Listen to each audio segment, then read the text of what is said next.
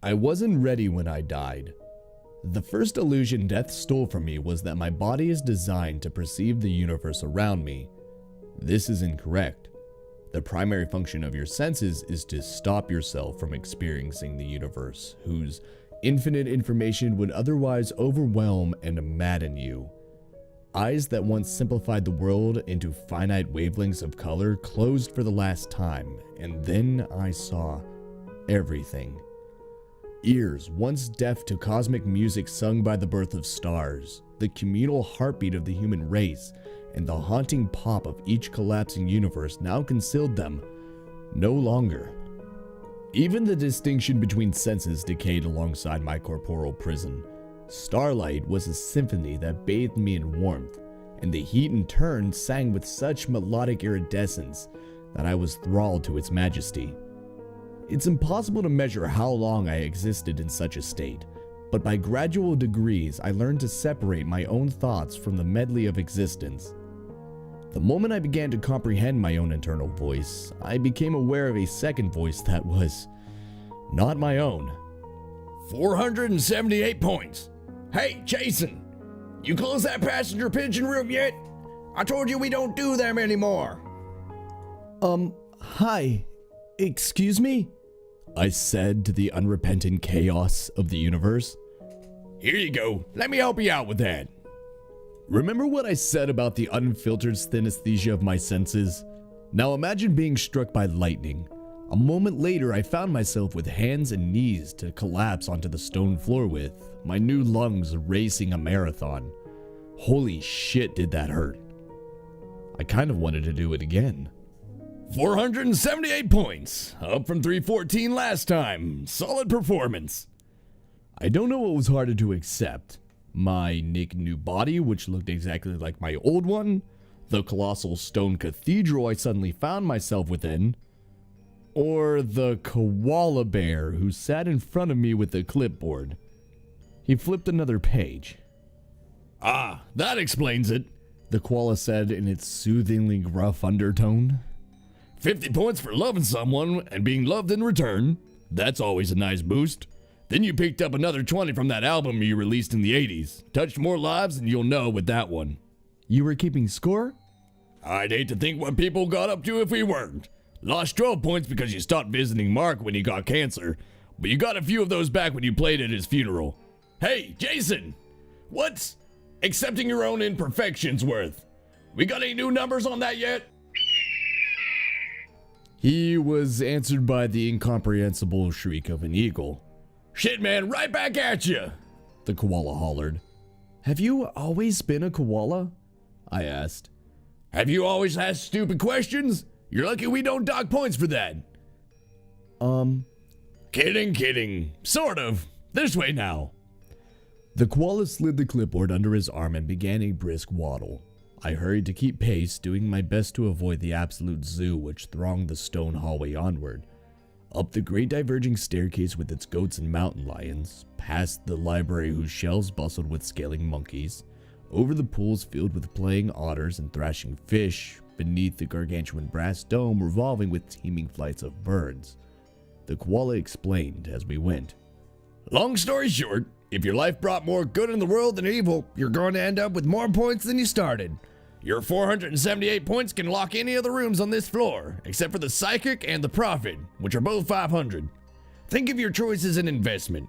Coming back as a human will be expensive, but you also have the greatest capacity to improve your score. The only rule is that you pick something on the right floor for your budget. What would happen if I didn't have any points, or went below zero? I hadn't been aware koalas could even grin before this point. Generally, you'll just keep going down. It's hard to get out of the negatives once you started, so if you can't figure out how to do some good, then you're forced to keep choosing worse and worse punishment rounds. Get far enough negative and suddenly you're looking at a demon or a vampire or the like. Some people actually do evil on purpose to aim for that though. Could you imagine? No, I answered honestly, but I'm beginning to. All the animals you see are just spirits taking their new bodies for a test drive. Feel free to look around and... Jason! What's that thing doing up there? Keep the politicians downstairs, please! The mournful shriek of an eagle somehow sounded like it had heard this joke far too many times.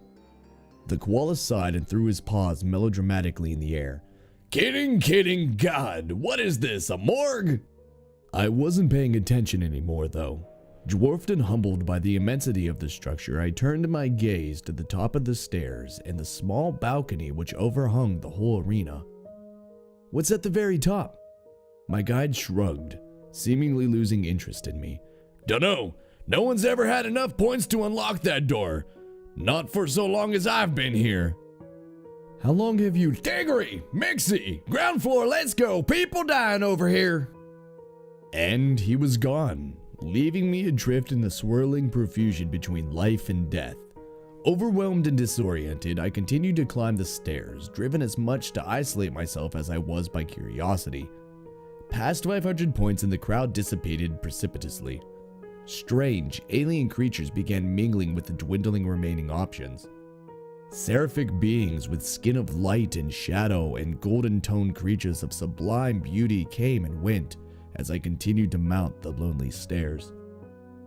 Finally reaching the balcony at the very top, I turned to survey the whole mad spectacle flowing beneath me. The perspective was disorienting. Though I'd only climbed a few flights of stairs, looking down it seemed more like the view from an airplane window. All creatures were minuscule in their eager dance. All sounds had faded and combined into a single omnipresent hymn. All sounds, that is, except for the rapid burst of knocking on the door behind me. It wasn't like the other doors. Its metallic composition seemed in perpetual motion, rippling and glistening like a pool of oil. 3 ponderous iron bars were bolted across the frame to prevent it from opening outward, each engraven with a mystic ruin beyond my comprehension. The knocking came again, rapid, urgent, a prisoner desperately calling for aid without wanting to alert the guards. Hello? Someone in there? A hissing sound like high-pressured steam bursting through its confinement. The bolts in the iron bars were beginning to slide outward. I rushed back to the balcony in search of my guide, but so far below he had merged seamlessly with the throng. Behind me, a clanging sound had made me jump. The first iron bar had dropped to the ground. Can anyone hear me? But I was utterly alone. I took a half-dozen steps back towards the stairs, but at the clang of the second iron bar, I indecisively spun back. And why not? What was the worst that could happen now that I was already dead? That sentiment did not endure through the dropping of the third bar. The whole door shimmered like a mirage in the desert, then without motion or warning, it was gone. Bile rose in my throat the instant I saw the creature. My legs buckled beneath me and I crashed hard to my knees, vomiting profusely upon the ground. It wasn't food. Heaving again, my whole body convulsing from the swelling pressure. I released another dark torrent of blood, lumps of degraded flesh, and even what appeared to be entire rotting organs which laboriously wriggled up my throat and out my mouth. I'd almost forgotten my own death for a while, but it immediately became clear that I had not escaped as far as I thought. "Come in," the creature commanded. I was powerless to refuse. Crawling through my own sick, not daring to look up again, I passed through the open door. Seeing it once had been enough. The humanoid being was swollen to the size of a cow, bloated with gas which unevenly malformed its corpulent frame. Open sores covered its body, weeping blood and pus to stream down its nakedness so thickly that it was almost a garment. Gaping mortal wounds punctured its chest and belly in many places, allowing clear sight all the way through to its broken and uneven ribs. Somehow, worst of all, the unblemished face of a young boy stared out from that mockery of a human life. "Are you alone?" More alone than I'd ever been. I nodded, still not looking up. The room itself was minimal in the extreme. A concrete prison cell with no comfort besides a thin bamboo floor mat. "Not anymore," it said, hot fetid air blowing across my face with each word. "Who are you?" I asked. "The final prize. Come, Sit with me. Be at ease. My body tensed so sharply that I thought I was about to vomit again. I remained on my knees. Why would anyone want to be... I stopped myself, but the child simply laughed with a sound like wind chimes. No one would, but being at the top doesn't mean the best. It simply means I have the greatest capacity to do good or evil. I can create life or end it. Does that sound like a power you'd want to have? I shook my head, finally daring another glance. The creature had leaned forward on its mat, its terribly perfect face mere inches from mine. The boy sighed and leaned back once more. Me neither, which is why I remain in this place. My influence is too great, and any good or evil I bring into existence is multiplied countless times. If I allow that to happen, then I will die with so many points that I am forced to be reborn within the same cursed form. So you have the power to do anything, but instead you sit here and do nothing? Not nothing. I want to die. That's the only way for me to reset to 0 points and have another chance to begin again. Unless, of course... The child's face was drawing closer. The stench was too foul to breathe through my nose, but even having the air enter my mouth was enough to taste its rot. You invited me in to kill you then, I said as matter-of-factly as I could, not wishing to cause offense. You aren't the first, he said, gesturing at the wounds which scoured his body. But through revulsion or weakness or cowardice, each have failed so far. Will you be the one to show me mercy? The thought of even getting close enough to harm the creature almost had me retching again. I don't understand though, I said, buying time.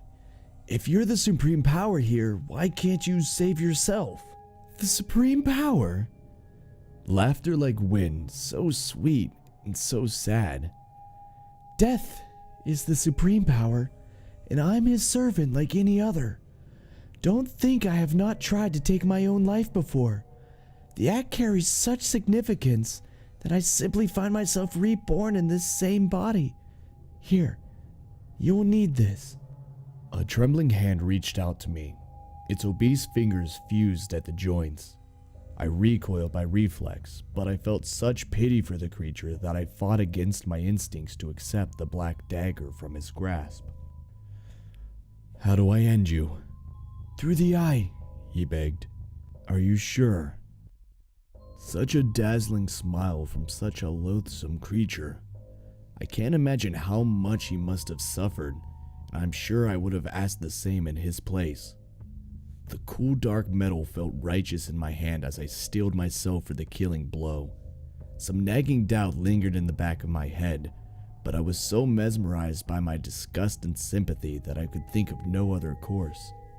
Won't you at least close your eyes? I asked. His smile widened, unnaturally so for a child's face. I've been looking forward to this moment for as long as I can remember. I'm not gonna miss a moment. Worried that any hesitation would still my resolve, I took the dagger in both hands and plunged it deep. The eye did not close even as the blade slipped through it. It cut so easily that I felt no resistance until the very hilt was embedded in the boy's face. The smile faltered for the briefest instant before returning, then grimacing again as though fluctuating between agony and ecstasy. The massive body trembled, but I didn't relinquish my grip until its last spasm overbalanced the monstrosity.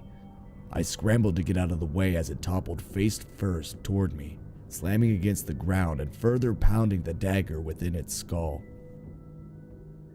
Crowds parted around me as I returned down the staircase. Claws and talons pointed at me with undisguised fascination. Whispers and murmurs from the multifarious assembly swelled and faded like the ocean waves. I think I'd like to come back as a cat, I told the koala when I found him again. He was easy enough to locate, standing out in the open, seemingly paralyzed by shock. Cats seem to have things figured out. Jason! Mixie! Anyone! The koala shouted in a hoarse, strained voice from the corner of his mouth, not taking his eyes off me for a moment. What is it? Did I do something wrong? An owl landed nearby, its head cocking from side to side to get a better look at me. Hey, Mixie! The koala said, still without turning. How many points do you get for killing God? Do you have a number on that somewhere? I swallowed hard, but I couldn't get rid of the dry lump in my throat. You're sure I didn't lose points? He stared dumbly at his clipboard. Considering what he would have done if you hadn't, yeah. Says act of mercy on here. You're way in the positive, my man. I'm not gonna become that thing, am I? Not yet. You came here with 478, so that's what you're going back with. But shit, man, you've got so many now that... Unless I spend them all next life, right? What? Unless I bring so much evil into the world that I break even. That's what you're saying, right? The koala looked helplessly to the owl, who fluffed its wings in something resembling a shrug. Better do human again, then, I said. I don't care what I have to do.